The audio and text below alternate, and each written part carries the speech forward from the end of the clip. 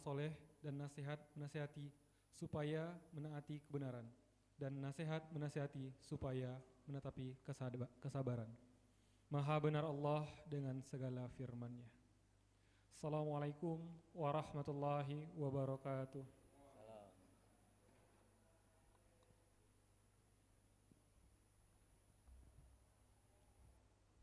Sadaqallahul Adzim. Allahumma rahamna bil Quran. Kami ucapkan terima kasih kepada Saudara Abdul Aziz Rantisi dan juga Saudara Raihan Gifari atas bacaan tilawah dan juga sari tilawahnya. Semoga menambah keberkahan kita pada kesempatan sore hari ini. Amin Allahumma amin. Berlanjut ke rangkaian yang berikutnya pada Bapak Iswan, waktu dan tempat kami persilahkan. Assalamualaikum warahmatullahi wabarakatuh. Bismillahirrahmanirrahim. Alhamdulillahirabbil alamin wassalatu wassalamu ala sayyidina Muhammadin wa ala alihi washabihi wasallim. Amma ba'du. Yang terhormat Bapak Dr. Ahmad Jalaluddin MA yang akan memberikan materi pada sore ini, dan beliau ini sebenarnya nggak asing ya, kalau terutama anak-anak ekis. Beliau inilah termasuk dosen yang merintis berdirinya program studi ekonomi Islam.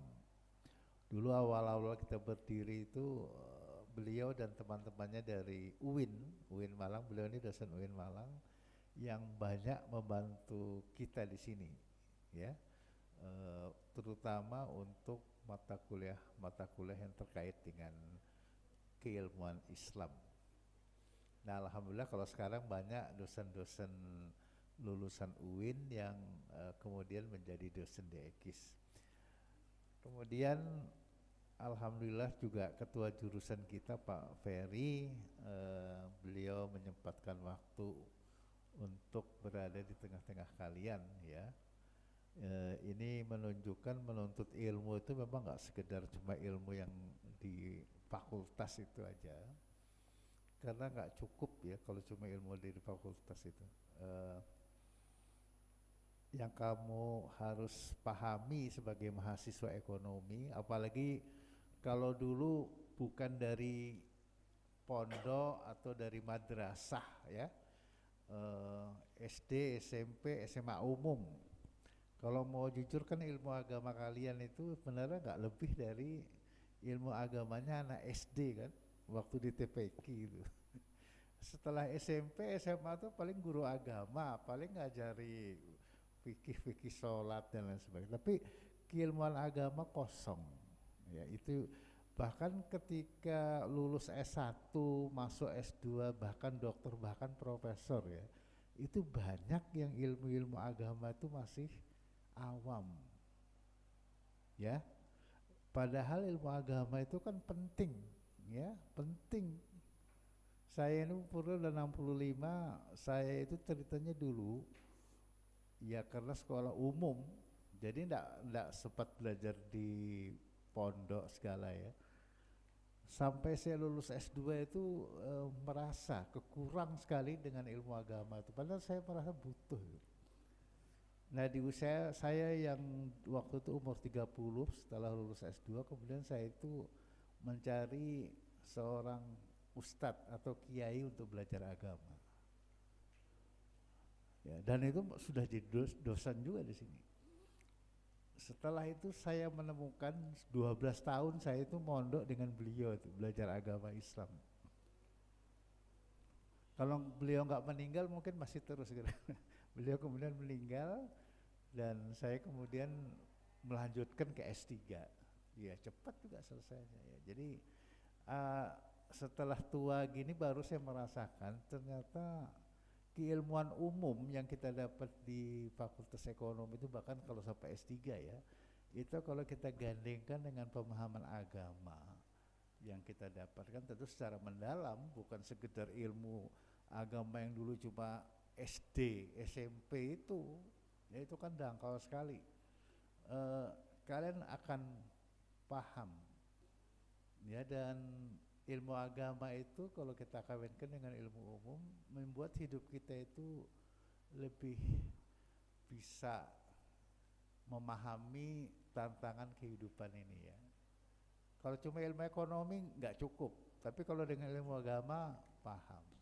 Bahkan seperti resesi ekonomi yang sekarang ini berat, itu ternyata setelah saya juga mulai mengaji, kalau tiap pagi itu ya masih baca Quran, tafsirnya itu ya sosiatul begini ya, sekali-kali juga mendengarkan ceramah di masjid saya itu di Gereja Santa itu aja Masjid Ramadan, dan Pak Jalal ini, Ustadz Jalal ini rutin juga memberikan kajian dan saya mendengarkan di belakang itu ya. Artinya apa? Belajar ilmu itu sampai kita di liang lahat itu belum selesai sebenarnya ya. Makanya saya himbau kalian mumpung masih kuliah itu cobalah ada waktu itu yang disisihkan untuk mempelajari ilmu agama itu. Paling tidak kalau ilmu tasawuf itu kan berat, ya ilmu-ilmu yang basic aja lah. Cara berwudu yang baik, sholat yang baik, ya bahkan belajar doa kalau besok jadi suami istri bagaimana itu perlu. Iya, ternyata orang yang mandi jinabat itu aja nggak pas itu banyak itu. Ya, oke, saya rasa itu aja. Jadi pesan saya satu, tuntutlah ilmu, mumpung kalian masih muda, dan jangan lupakan belajar ilmu agama. Nah, forum-forum seperti ini itu akan menambah wawasan kalian. Terima kasih. Assalamualaikum warahmatullahi wabarakatuh.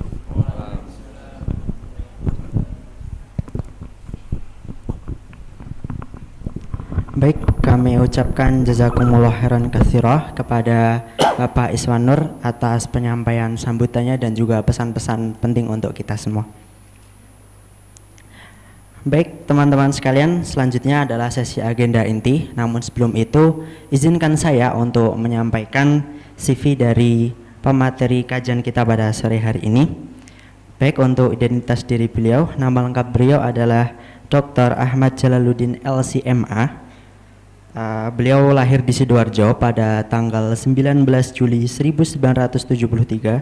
Saat ini beliau merupakan sekretaris prodi Dr. Ekonomi Syariah di Universitas Islam Negeri Maulana Malik Ibrahim Malang. Kemudian untuk riwayat pendidikan perguruan tinggi beliau, beliau S1 di Universitas Al-Azhar Mesir, jurusan Syariah. Kemudian S2 di Universitas Wadi Nil di Sudan, jurusan Ekonomi Syariah, dan S3 beliau di Universitas Brawijaya, jurusan Ilmu Ekonomi, Ekonomi Islam lebih tepatnya. Kemudian untuk pelatihan profesional, beliau sempat mengikuti sertifikat Maqasid Qur'ani, kemudian sertifikasi Dewan Pengawas Syariah dan sertifikat Nazir Wakaf. Kemudian organisasi profesi atau ilmiah yang beliau ikuti, beliau merupakan Ketua Presidium Nasional Forum Dosen Ekonomi dan Bisnis Islam. Baik, izinkan saya untuk mengakhiri pembacaan kurikulum vitae beliau. Kemudian lanjut kita ke sesi inti kegiatan kita pada sore hari ini, yakni forum bersama Ustadz Ahmad Jalaluddin yang insya Allah akan dipandu oleh moderator Bapak Ferry Prasetya. Kepada Bapak Ferry Prasetya dan Bapak Dr. Ahmad Jalaluddin, waktu dan tempat kami persilahkan. Bismillahirrahmanirrahim. Assalamualaikum warahmatullahi wabarakatuh.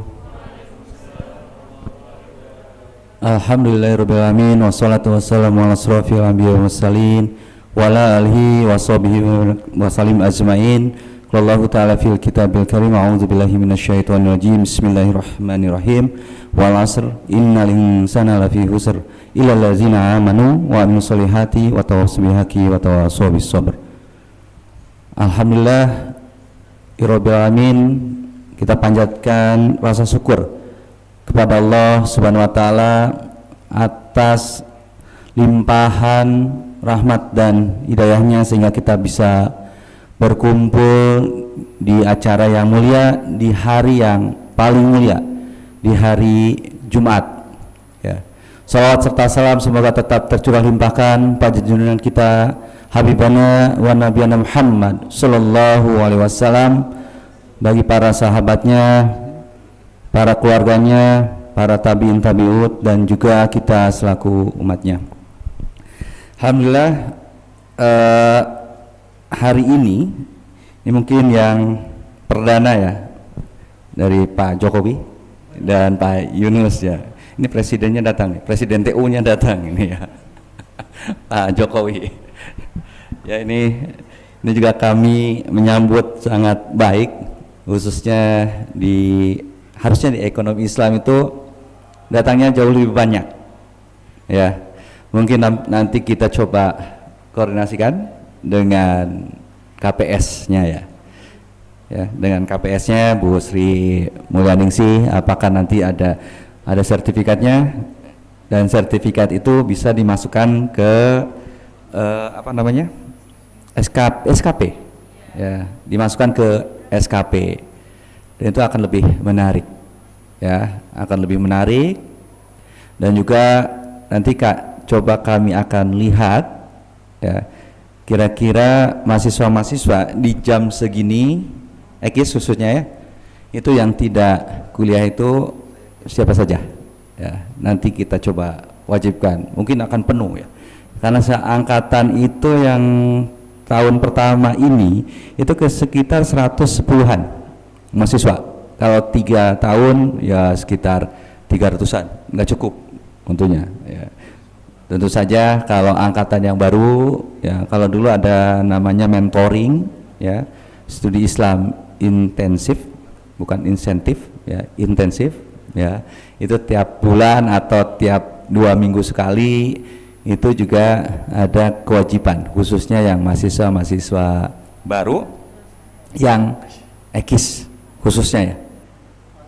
Ya, nanti coba kita akan koordinasikan itu ya dengan Pak Ketua Takmir, Pak Iswanur, beliaunya dosen saya juga ya, waktu saya S1 ya, termasuk Ustadz Jalaluddin yang kami hormati, beliaunya Ustadz saya di pas S1 juga ya, mulai dari S1 itu ke tempatnya beliau nyantri tiap minggu ke Pak Ustadz ini ya. Jadi pengetahuannya luas ya, termasuk tentu saja bahasa Arabnya mantap. kalau bahasa Arabnya, termasuk ngajar juga di kami di Departemen Ilmu Ekonomi, khususnya program studi ekonomi Islam, yang pada hari ini ya kita akan membahas terkait dengan sikap disiplin dan manajemen waktu dalam berbisnis Islam di era society 5.0 ya, 5.0 ya.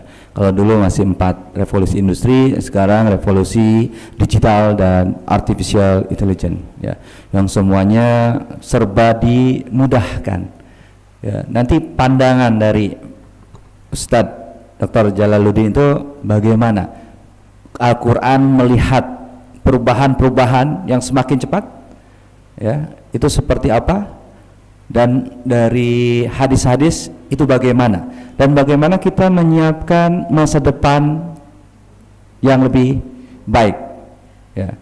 Karena kalau kita lihat RPJPN, rencana pembangunan jangka panjang nasional 2025 sampai 2045 atau yang namanya Indonesia Emas 100 tahun, itu yang ditekankan itu peningkatan kualitas sumber daya manusia ya, di era digitalisasi, dan harus siap ya.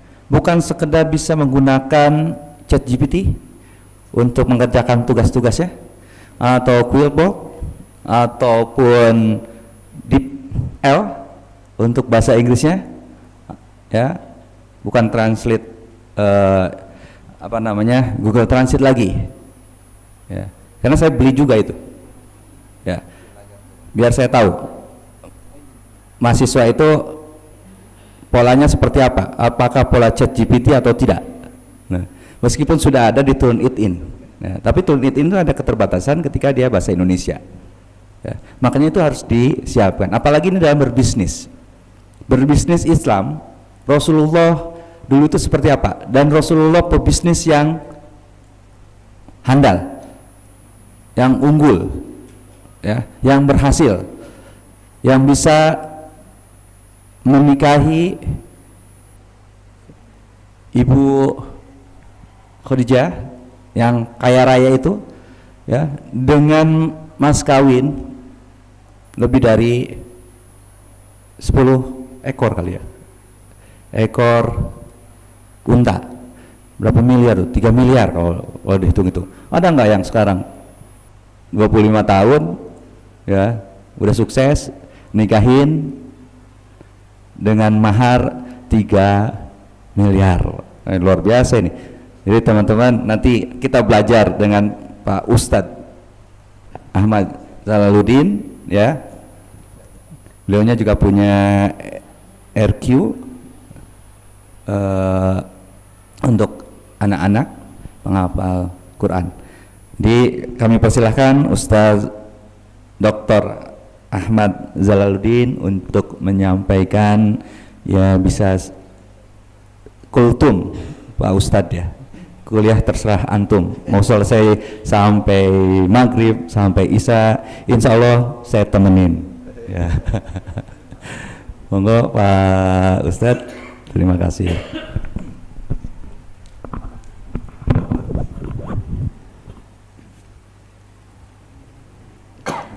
Bismillahirrahmanirrahim.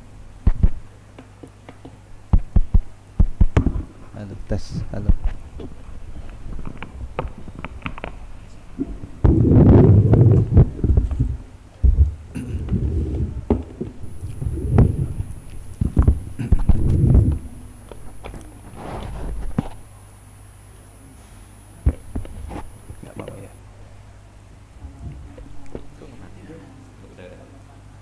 Sudah.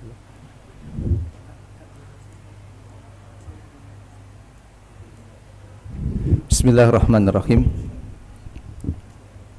Assalamualaikum warahmatullahi wabarakatuh.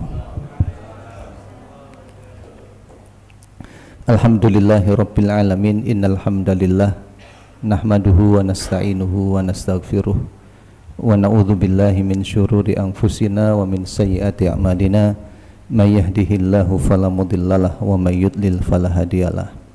Allahumma salli wa sallim ala sayyidina Muhammad wa ala alihi wa ashabihi wa man ittaba'al huda. Amsayna wa amsal mulku lillah walhamdulillahi la syarikalah. La ilaha illa huwa wa ilaihil masir. Amsayna ala fitratil Islam wa kalimatil ikhlas wa ala dini nabiyyina Muhammadin sallallahu alaihi wasallam wa ala millati abina Ibrahim hanifa wa makana minal musyrikin. Yang saya hormati Bapak Dr. Iswan Nur, sesepuh Fakultas Ekonomi, guru saya, kemudian Mas Ferry, Mas Yunus, dan juga yang lainnya, adik-adik yang dirahmati Allah Subhanahu wa taala. Saya diminta oleh Mas Yunus menyampaikan materi sikap disiplin dan manajemen waktu dalam bisnis Islam di era Society 5.0. Ini pengajian tapi judulnya seminar. Karena pengajian saya coba sederhanakan. Saya tidak akan bahas banyak tentang era Society 5.0, tetapi saya akan melihat penggambaran yang pernah disampaikan oleh Rasulullah Sallallahu Alaihi Wasallam yang boleh jadi turut menggambarkan situasi yang kita hadapi pada saat ini. Ya, situasinya mirip, tapi kita tidak bisa memastikan bahwa saat ini kita berada dalam situasi itu. Saya mengambil dari hadis Nabi Sallallahu Alaihi Wasallam yang diriwayatkan oleh Imam Al-Bukhari di dalam Al-Adabul Mufrad, bahwa di antara tanda mendekati hari kiamat itu, kata Rasul, adalah yang pertama taslimul khassah. Orang mengucapkan salam itu secara privasi, beda dengan dulu. Kalau ajaran Islamnya itu adalah afsyus salam ila man arafta wa man lam ta'rif. Sampaikan salam itu kepada yang dikenal atau yang tidak dikenal. Kalau sekarang yang kenal saja mengucapkan salam. Bahkan secara khusus malah salam dikhususkan untuk kelompoknya saja, sementara kelompok yang lain tidak disampaikan salam pada yang bersangkutan. Kalau disalami kadang tidak mau juga, ya, taslimul khassa. Nah, yang menarik itu penggambaran Rasulullah sallallahu alaihi wasallam terkait dengan situasi ekonomi pada saat masa depan untuk ukuran Rasul, ya. Boleh jadi yang sekarang ini sudah terjadi. Yang pertama adalah fusyuwut tijarah, maraknya bisnis, ya, maraknya bisnis, atau boleh kita katakan bahwa bisnis itu mengglobal. Sekarang sudah menjadi istilahnya antar negara itu seperti kampung.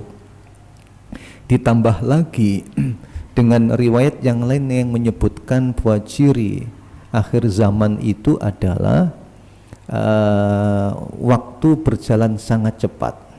Sebetulnya waktunya sama, satu hari ada 24 jam, ya, ada 24 jam. Hanya saja kemajuan teknologi dan juga sarana transportasi turut mempercepat waktu dan mempercepat jarak. Kalau dulu Rasulullah sallallahu alaihi wasallam menyebutkan perjalanan itu dalam hitungan-hitungan waktu, bukan hitungan jarak. Ya, barang siapa menempuh perjalanan 1 hari, riwayat yang lain 1 hari 1 malam, ya, dan lain sebagainya. Kalau dulu 1 hari perjalanan itu, ya, Surabaya Malang itu 1 hari, ya, 1 hari. Tetapi sekarang perjalanan 1 hari itu bisa sampai Jakarta, bisa sampai Sumatera, bisa sampai Papua dan lain sebagainya. Bahkan bisa sampai luar negeri. Ya, jarak menjadi semakin dekat. Bisnis mengglobal. Ya, saat ini kita berbisnis bisa kita lakukan dengan siapapun.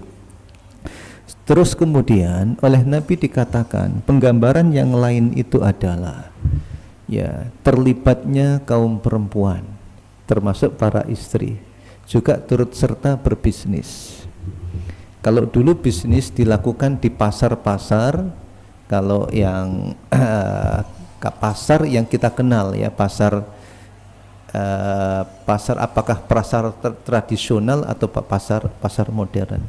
Nah, sekarang rumah sudah menjadi pasar, ya, rumah sudah menjadi pasar. Kalau dulu Nabi mengatakan sebaik-baik tempat adalah masjid, seburuk-buruk tempat itu adalah pasar. Bukan karena faktor tempatnya, tapi karena apa yang terjadi di dalamnya. Masjid dikatakan sebaik-baik tempat karena di situ ada zikrullah, ada zikrullah, ada ilmu, ada ibadah di dalamnya. Sementara pasar tidak demikian kalau diperhatikan. Tapi masalahnya kemudian sekarang rumah, bahkan garasi atau kamar sudah menjadi pasar, ya, menjadi pasar. Tetapi di situ dibacakan Al-Quran, kemudian dijaga betul suasana spiritual dan sebagainya. Berikutnya adalah zuhuruz zur, syahadati bizzur, ada sumpah palsu, kemudian juga banyak persaksian atau menyembunyikan persaksian yang benar. Nah, ini berarti begini, kita berhadapan dengan resiko.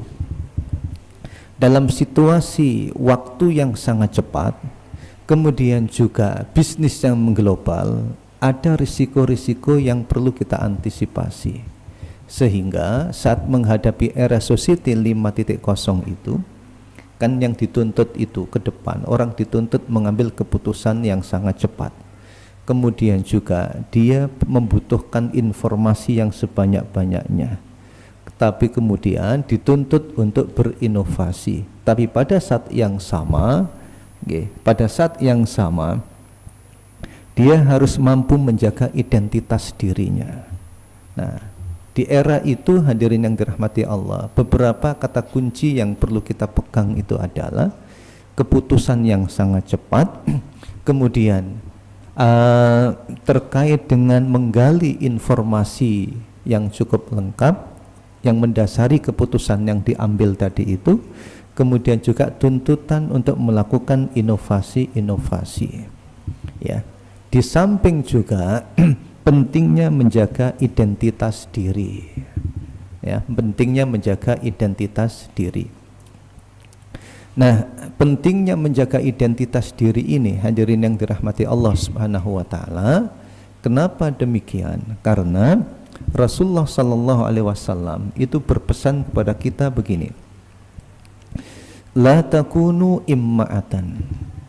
In ahsanan nasa ahsanna wa in asa'u asa'na. Kalian jangan menjadi imma'ah.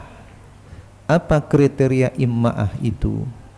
In ahsanan nasa ahsanna. Ketika masyarakat melakukan kebaikan, kita melakukan kebaikan. Wa in asa'u asa'na. Kalau mereka melakukan keburukan, kita larut melakukan hal yang sama. Nah, pesan Nabi apa? Walakin wattinu anfusakum. Perlu pengokohan jati diri. Perlu pengokohan identitas diri. Identitas diri sebagai apa? Kalau di dalam praktek bisnis, hadirin yang dirahmati Allah Subhanahu wa taala, pengokohan jati diri bagi yang belajar ekonomi Islam itu kan diajak untuk mempelajari konsep homo economicus dan homo islamicus, kan begitu kan? Homo economicus dan homo islamicus. Saya nggak tahu di sini diajari jadi homo economicus atau homo islamicus. Nah, pesan Nabi itu adalah wattinu anfusakum. Itu maksudnya apa? Maksudnya adalah jadilah homo islamicus. Ya, jadilah homo islamicus. Atau istilah yang lain, ada sebuah artikel. Artikelnya itu judulnya menarik. Ya, itu ditulis oleh Tarawali dalam bahasa Arab. Al-insanul abidu. Al-insan manusia. Al-abidu sebagai hamba.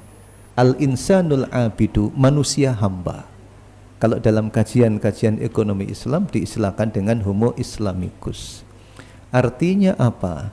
Dalam situasi perkembangan informasi yang sangat cepat, kemudian juga globalisasi bisnis, ya, jangan kehilangan identitas sebagai hamba Allah Subhanahu wa taala. Sehingga kemudian saat menekuni dunia bisnis, dia bukanlah makhluk ekonomi yang berbisnis, tetapi dia adalah hamba Allah Subhanahu wa taala yang berbisnis. Ya, dia hamba Allah yang berbisnis. Makanya kedudukan ekonomi Islam itu, satu, ekonomi Islam itu adalah instrumen untuk memakmurkan bumi. Satu, kedua, ekonomi Islam itu adalah instrumen untuk hifdzul mal, menjaga harta. Dan yang ketiga, ekonomi Islam itu adalah instrumen untuk membangun al-insanul abidu, atau membangun homo islamicus tadi itu. Harapannya apa? Dalam situasi yang dinamis, dalam situasi yang berubah, identitas dirinya tetap tidak berubah, yaitu sebagai hamba Allah Subhanahu wa taala. Ya, hamba Allah Subhanahu wa taala. Tetapi untuk kemudian menghadapi situasi yang serba cepat itu, ya, waktu yang juga berjalan sangat cepat, ada tantangan. Tantangannya apa? Tantangan waktu. Nah, ini masuk kepada manajemen waktu. Tantangannya apa? Tantangan waktu. Saya katakan tantangan waktu. Kalau penggambaran Al-Quran itu jelas begini. Allah Subhanahu wa ta'ala menciptakan siang dan malam. Siang dan malam itu jenisnya sama, jenis waktu. Kemudian jenis waktu itu terdiri dari dua macam, ada al-lail wan nahar. Ketika Allah menciptakan satu jenis, kemudian dengan dibawanya ada dua macam yang berbeda, maka perbedaan ini bukan untuk dipertentangkan, tetapi saling melengkapi. Malam melengkapi siang, siang melengkapi malam dengan fungsi yang berbeda-beda. Ya. Tantangan waktu seperti apa? Karena waktu berjalan sangat cepat dan bisnis berlangsung mengglobal, Maka saat ini kita berada di waktu sore hari. Sangat mungkin kita kemudian berbisnis dengan pihak lain di luar negeri sana yang saat ini di waktu pagi hari atau berada di posisi malam hari. Atau kita pun juga demikian. Ya, berbisnis dengan satu negara, satu tempat. Di sana waktunya pagi hari atau siang hari, kita berada di waktu malam hari. Ya, di waktu malam hari. Jangankan antar negara, saat ini saja orang berbisnis di malam hari itu baik offline maupun online. Ada seorang teman bercerita, dia punya kolega, dia bisnis, dia berjualan, ya, berjualan. Kapan dia mulai jualan? Dia mulai jualan itu jam 12 malam. Kenapa jam 12 malam? Karena yang dijual itu barang-barang branded yang biasanya peminatnya itu adalah para profesional yang waktu pagi dan siang harinya sibuk, yang kemudian biasanya malam hari itu nggak bisa tidur. Malam hari nggak bisa tidur. Mereka itulah pasarnya. Ya, mereka itulah pasarnya. Nah, ternyata aktivitas di malam hari ini bukan hanya dalam dunia bisnis, mahasiswa pun juga begitu. Mahasiswa itu juga beraktivitas di malam hari. Walaupun saya nggak tahu apakah aktivitasnya belajar atau nongkrong di kafe dan lain sebagainya. Ya, kalau dulu para pemuda menjadi ashabul kahfi di musola-musola dan masjid, sekarang ashabul kafe. Nongkrongnya di kafe-kafe. Nggak tahu apa yang dilakukan. Aktif di malam hari sebetulnya tidak dilarang, tetapi ketika tidak proporsional muncul persoalan. Ya, muncul persoalan. Secara Qur'ani malam itu digunakan untuk subata, siang hari untuk ma'asya, siang hari untuk aktivitas, malam hari untuk istirahat. Kenapa demikian? Karena waktu ini diciptakan oleh Allah selaras dengan kondisi manusia, dan manusia juga tercipta sesuai dengan kondisi waktunya. Apa yang terjadi kemudian ketika tubuh digunakan beraktivitas sampai larut malam? Ya, biasanya kalau melekan di malam hari itu di sampingnya ada camilan. Ya, nyemil biasanya. Apa kemudian yang terjadi? Yang terjadi itu adalah badannya bagaimana badannya? Istirahat kurang, kemudian makan tidak pada waktunya, ya, tidak pada waktunya. Walaupun malam hari kita gunakan untuk belajar dan diniati belajar, pasti mendapatkan pahala, wong niatnya belajar. Tetapi kemudian ketika melewati batas waktu yang seharusnya, pasti masalah dengan anggota tubuhnya, sebab melawan sunnatullah. Ya, melawan sunnatullah. Makanya tidak heran masih muda terkena stroke, ya kan? Masih muda menderita sakit yang biasanya dulu diderita oleh orang-orang tua, tapi sekarang tidak. Kenapa? Persoalan waktu. Karena waktu malam yang semestinya untuk istirahat, tapi tidak digunakan untuk istirahat, tetap untuk beraktivitas. Sementara pagi hari dan siang hari yang digunakan untuk beraktivitas sejak dini, sebab ada doa Nabi, Allahumma barik li ummati fi bukuriha. Ya Allah, berkailah umatku di waktu pagi harinya, tapi digunakan untuk tidur. Mahasiswa biasanya habis subuh apa yang dilakukan? Ayo. Kalau malam hari belajar sampai malam-malam. Belajarnya kalau diniati ikhlas dapat pahala, ya. Tapi karena melanggar sunnatullah ada yang bermasalah pada organ tubuhnya. Karena sunnatullah tidak akan pernah berubah, ya. Walan tajida li sunnatillahi tabdila. Manusia itu dicipta oleh Allah untuk beraktivitas di waktu siang harinya, malam harinya digunakan untuk waktu istirahat.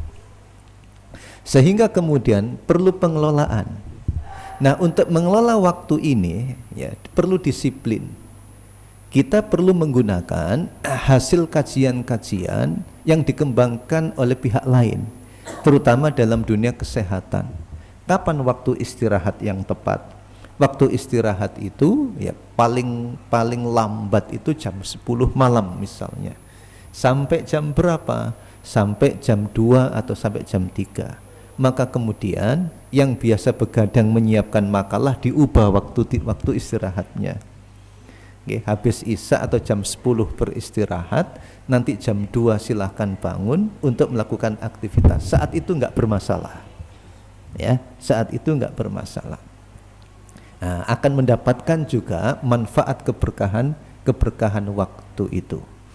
Nah, ini tantangan ya, tantangan. Kenapa manajemen waktu ini penting? Karena di era saat ini bila kita tidak memelihara waktu dengan baik, maka masa produktif kita itu tidak panjang, menjadi tidak panjang.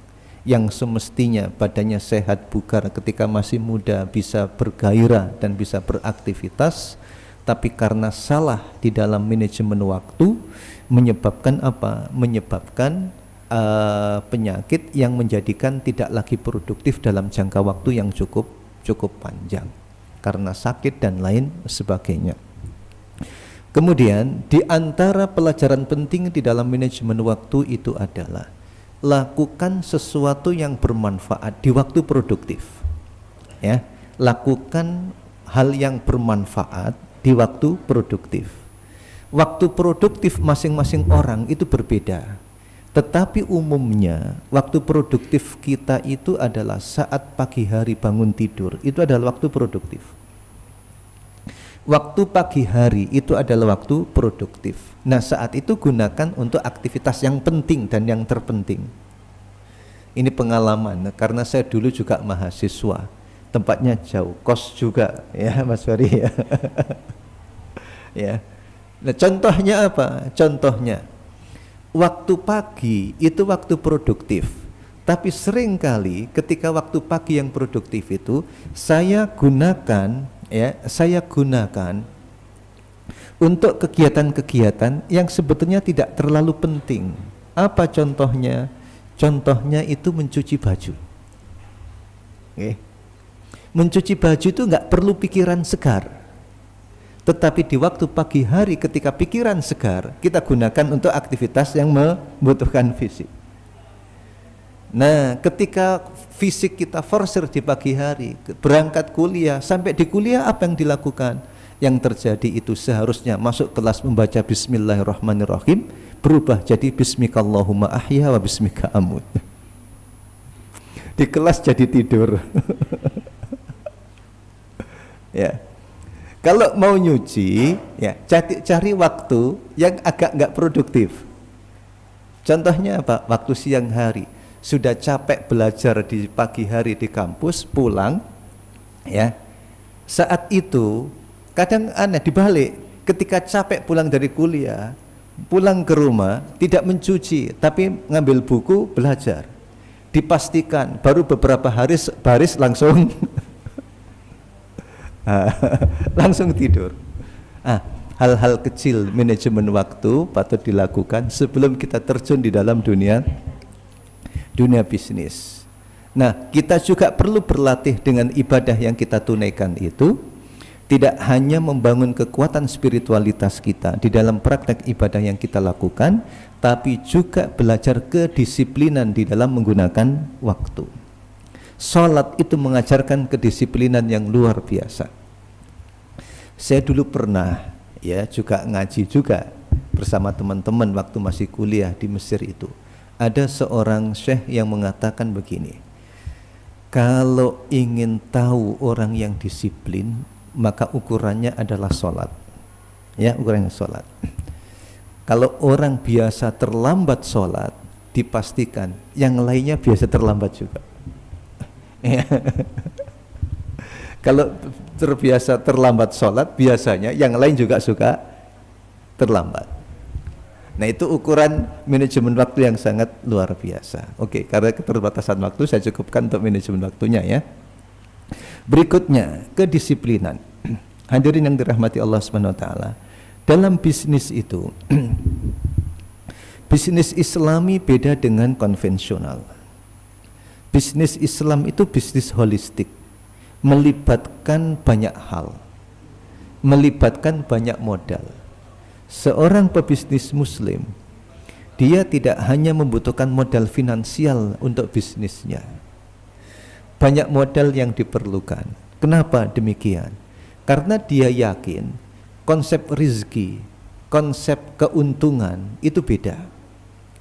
Kalau orang lain boleh jadi mengatakan bahwa keuntungan saya itu ada pada pelanggan, ada pada customer, tapi bagi seorang muslim itu tidak. Ya, bagi seorang muslim itu tidak. Ya, kemarin ketika saya ngajar ekonomi syariah di mahasiswa S2, ada artikel yang kita bahas itu terkait dengan konsep pembangunan ekonomi antara ekonomi Islam dan konvensional. Kalau ekonomi konvensional, pembangunan itu ukuran keberhasilannya adalah pertumbuhan. Ada tambahan, ada nama itu tumbuh berkembang. Pembangunan itu bahasa Arabnya tanmiyah, tumbuh dan berkembang. Ketika tumbuh dan berkembang, aspek materi yang dimiliki oleh seseorang, maka itu adalah nama, itu adalah ukuran kinerja pembangunan. Tetapi kemudian penulis itu membedakan, menyebut kata zakat. Zakat itu artinya nama, tumbuh. Ya, tumbuh. Padahal tumbuhnya dalam zakat itu bukan mendapatkan dan ada tambahan nominal, tetapi yang dilakukan adalah mengeluarkan. Konsep tumbuh dalam konvensional identik dengan tambahan, tapi kalau konsep tumbuh di dalam Islam ketika mengeluarkan adanya zakat, sehingga kemudian konsep tanmiyahnya berbeda. Demikian pula konsep bisnisnya juga begitu berbeda. Nah, sehingga kemudian modalnya pun juga berbeda. Keuntungan laba bukan pada customer, bukan pada pelanggan, karena rizki dari Allah Subhanahu wa ta'ala. Ya, karena rizki seorang muslim itu kan pintunya banyak. Ada rizki yang diusahakan, ada rizki yang dibagi oleh Allah, dan ada rizki yang dijanjikan oleh Allah. Bahkan pengeluaran itu termasuk kategori rizki. Ya, saya tidak mengulas panjang terkait dengan rizki ini, tetapi karena kita yakin bahwa keuntungan kaitannya dengan konsep rizki, dan rizki itu dekat dengan nama Allah Ar-Razik, maka saat kita mencarinya, ya, baik bisnis saat ini maupun bisnis di masa yang akan datang, sebab ini kaitannya dengan wattinu anfusakum, memantapkan identitas diri, maka modal yang diperlukan itu juga modal holistik, bukan sekedar modal finansial. Apa? Satu, modal spiritual. Malah sekarang banyak berkembang di kalangan para pengusaha muda muslim itu yang diistilahkan dengan spiritual company, perusahaan spiritual. Ya, sekarang berkembang. Nah, beberapa waktu yang lalu ada seorang teman melakukan penelitian di Blitar. Ada sebuah perusahaan. Perusahaan ini mewajibkan karyawannya untuk apa? Mewajibkan untuk sholat berjamaah, sholat malam, juga puasa sunnah, berbakti kepada orang tua dan lain sebagainya. Ya, ya. Kenapa demikian? Ya, karena yakin bahwa spiritual itu sangat penting bagi produktivitas. Coba, biasanya teman-teman yang belajar di manajemen itu kan sering melakukan penelitian itu.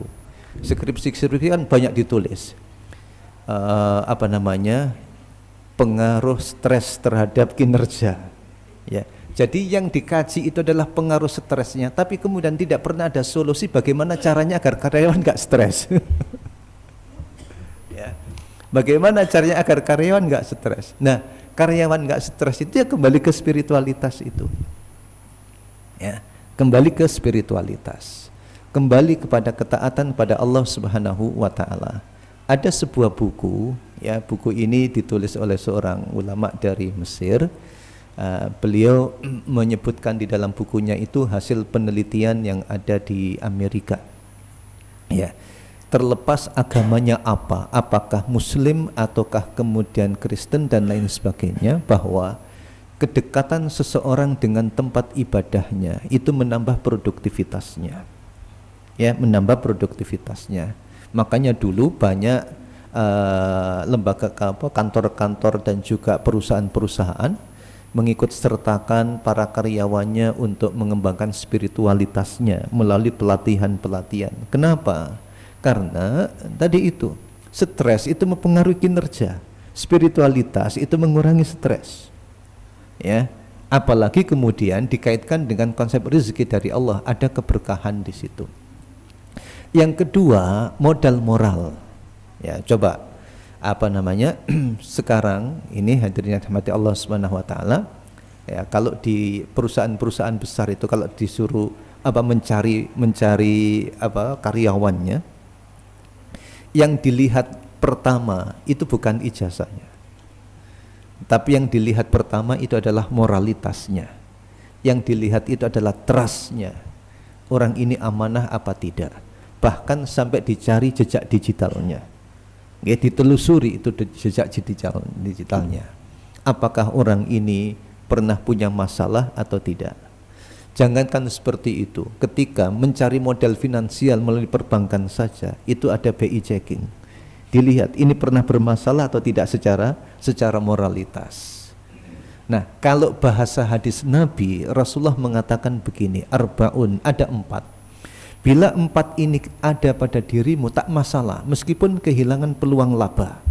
Memang jangka pendek boleh jadi kehilangan peluang laba, tapi jangka panjang akan tetap bisa eksis bisnisnya. 4 hal itu, yang pertama kata Nabi, hifdhu amanah, menjaga amanah, trust. Yang kedua, sidqu hadis, jujur ucapannya. Yang ketiga, husnu khaliqah, akhlaknya baik. Dan yang keempat, iffatu tu'mah, makanannya baik. Nah, 4 hal ini penting untuk dijaga bagi teman-teman yang ingin membangun profesionalisme di masa yang akan datang.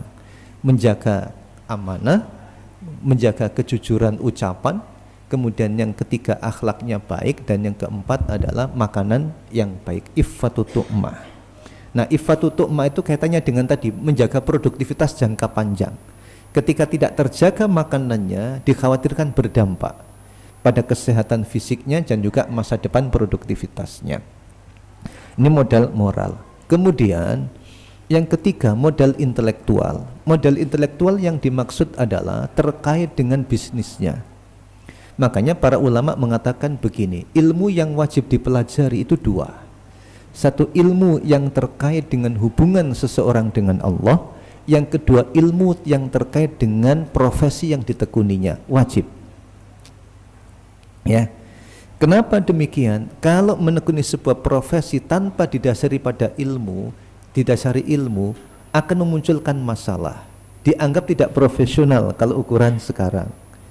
Nah, kalau ukuran spiritualnya, karena ada pertanggungjawaban di hadapan Allah Subhanahu wa taala. Ya, ada pertanggungjawaban, surat Al-Isra ayat 36. Contohnya,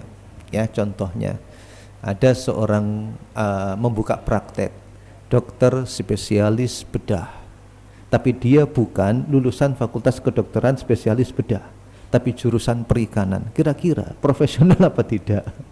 Bermasalah. Jadi ilmu yang wajib itu adalah ilmu terkait dengan hubungan dengan Allah dan terkait dengan profesinya. Makanya Umar bin Khattab itu dikisahkan keluar masuk pasar, para pedagang itu ditanya, tahu ilmu halal dan haram apa tidak? Kalau tahu, dipersilakan lanjut bisnis. Kalau tidak tahu, maka tidak boleh berbisnis di tempat itu. Sebab apa? Nanti menjebak orang pada praktek ribawi. Kemudian yang keempat, modal sosial. Ya, modal sosial, baru kemudian modal finansial. Oke. Slide yang terakhir, di samping disiplin di dalam membawa modal holistik, ya, berikutnya adalah disiplin di dalam menjaga budaya bisnis. Ya, menjaga budaya bisnis. Apa budaya yang perlu dikembangkan? Ya, tadi dalam rangka wattinu anfusakum, memantapkan identitas diri agar tidak larut tadi, meskipun berada dalam situasi atau dalam era informasi yang sangat cepat tadi. Budaya yang ditunjukkan apa? Menunjukkan kinerja seorang yang mutkin, Mutkin itu diambil dari hadis Nabi, ayyutskinahu. Orang sekarang dalam manajemen syariah itu diistilahkan dengan profesional. Jadi menunjukkan kinerja sebagai seorang profesional. Ya, menunjukkan kinerja sebagai seorang profesional. Ini budaya. Nah, budaya itu boleh kita katakan akhlak ya. Untuk lebih memantapkan itu akhlak. Dia tetap menjaga diri sebagai seorang profesional di mana saja dia berada. Kemudian yang kedua, menjaga perilaku agar tidak menjadi aduan. Ya. Maka di antara sabda Nabi mengingatkan kita begini, di antara yang jelek itu adalah orang yang mengatakan sesuatu atau melakukan sesuatu kemudian ya'tadhiru minhu, kemudian baru minta maaf. Berarti apa? Ketika mengucapkan dan melakukan sesuatu tidak difikir dulu. Nah, ketika menjaga perilaku agar tidak menjadi bahan aduan berarti perlu berpikir panjang sebelum melakukan sesuatu atau mengatakan sesuatu.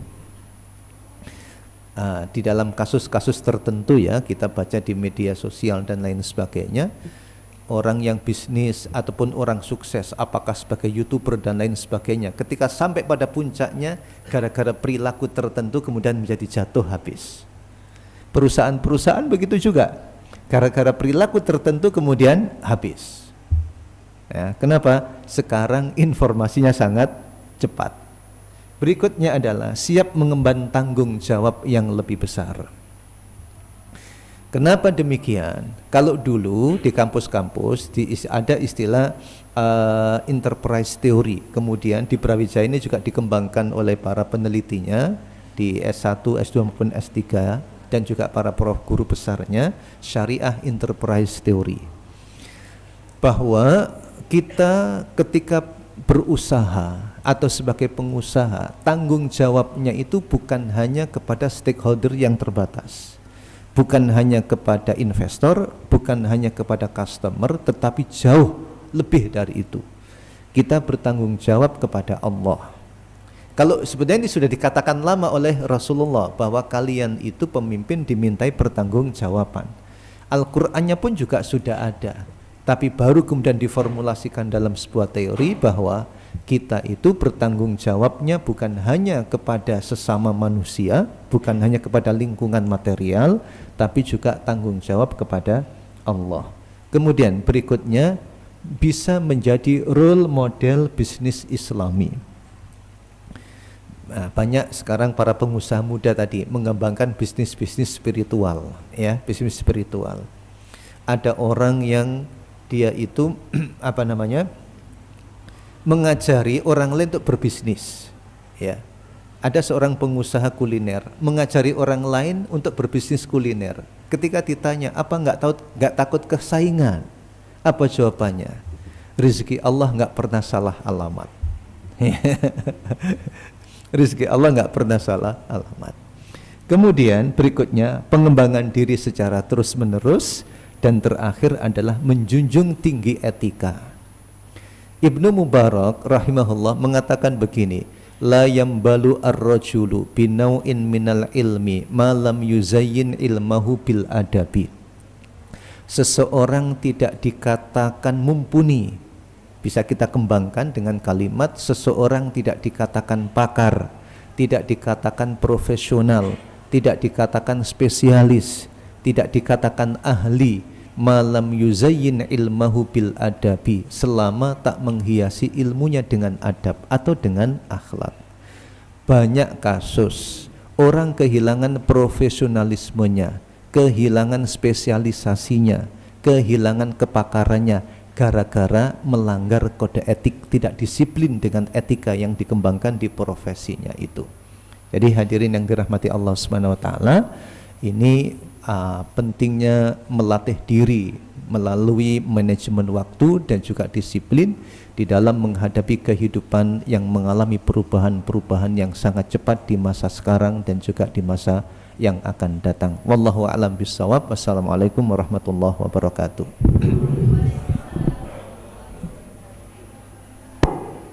Syukron jazakumullah khairan kasiron Ustadz Jalal, ya.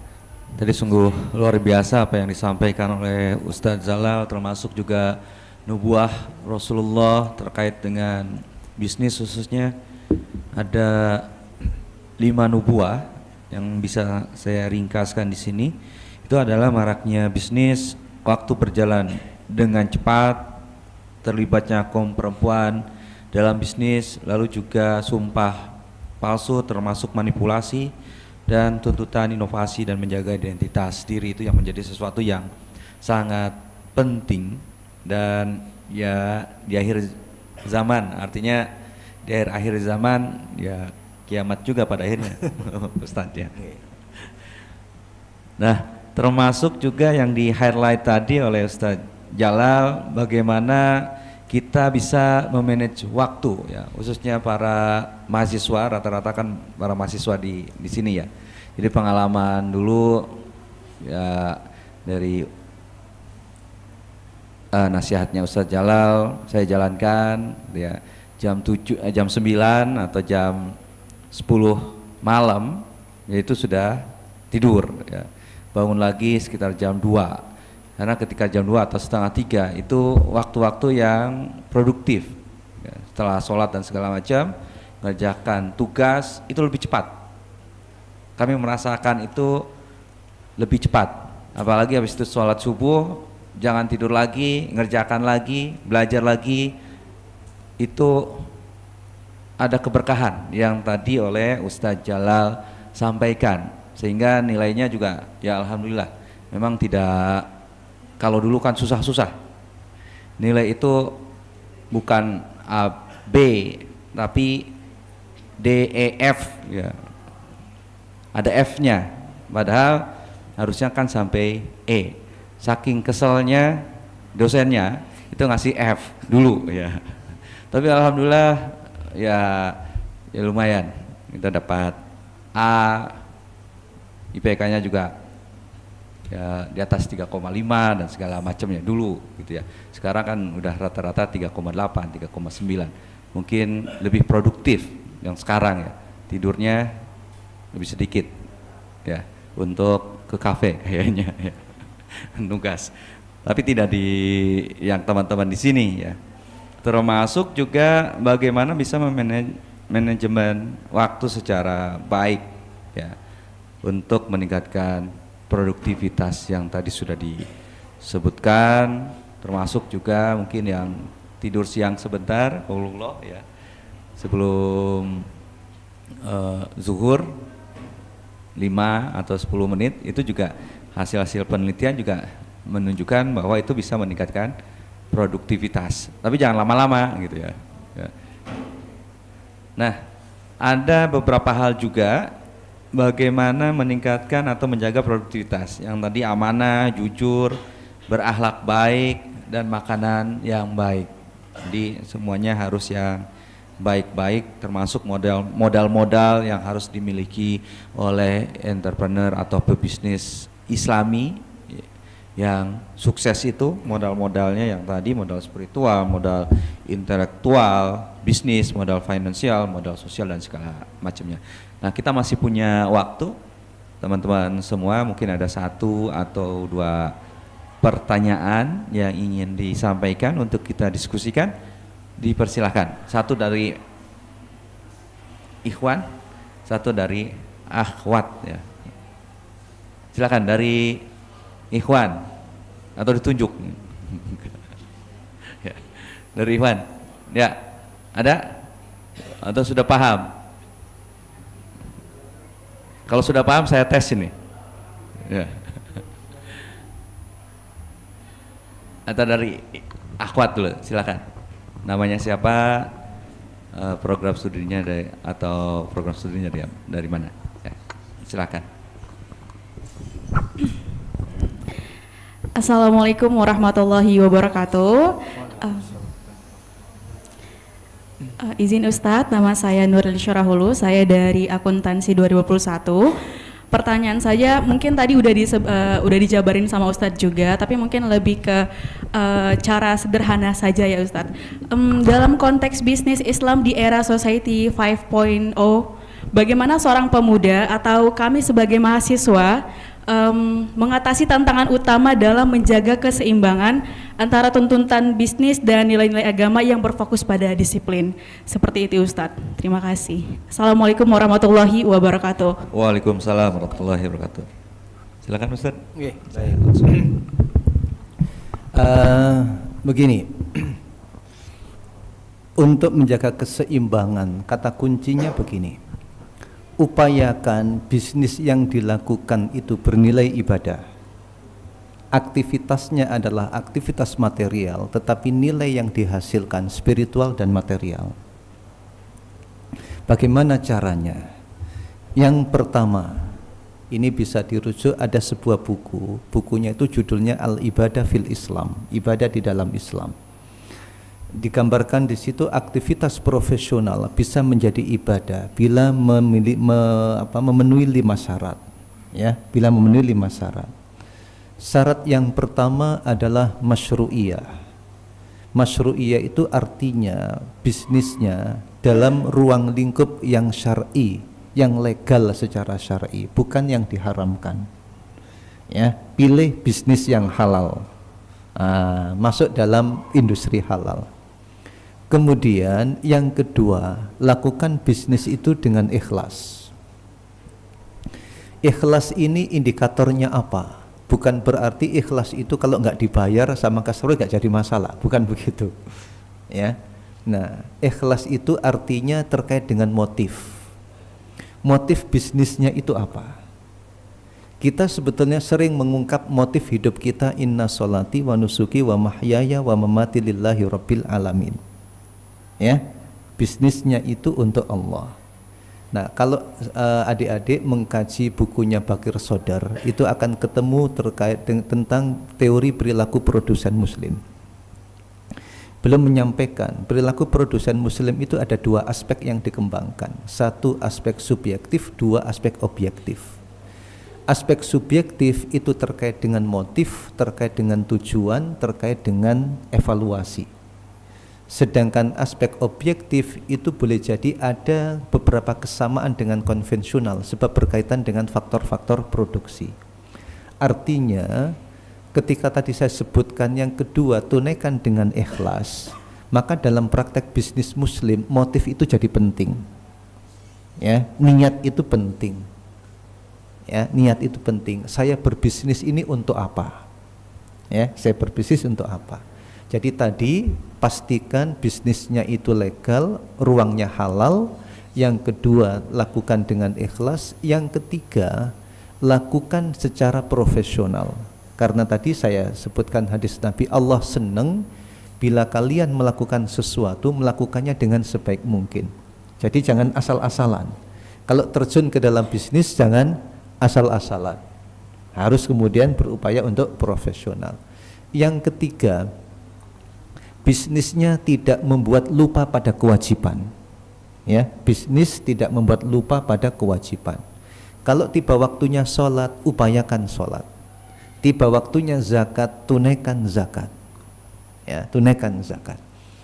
Nah, terus kemudian yang kelima, mentaati aturan Allah dalam praktek bisnisnya. Adik-adik pasti belajar fikih muamalah ya. Fikih muamalah kan belajar aturan.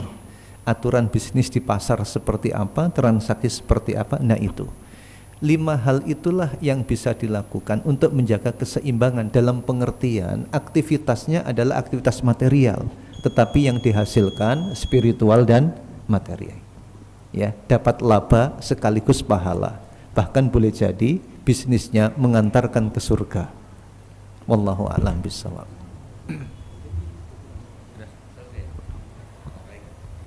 Baik, terima kasih sekali lagi Pak Ustadz Jalaluddin, ya. Ustadz Jalal, mohon maaf, Ustadz Jalal, ya, atas materi yang tadi disampaikan dengan alhamdulillah dengan luar biasa dan teman-teman mahasiswa juga bisa memahami itu, dan tentu saja bukan sekedar pemahaman tapi juga harus dengan mempraktekkan, ya. Kurang lebihnya kami mengucapkan terima kasih dan mohon maaf atas segala kekurangannya. dan kelebihannya hanya dari Allah Subhanahu wa taala. Kita tutup dengan kafaratul majlis. Subhanaka Allahumma wa bihamdika asyhadu an la ilaha illa anta astaghfiruka wa atubu ilaik. Terima kasih sekali lagi, mohon maaf. Assalamualaikum warahmatullahi wabarakatuh.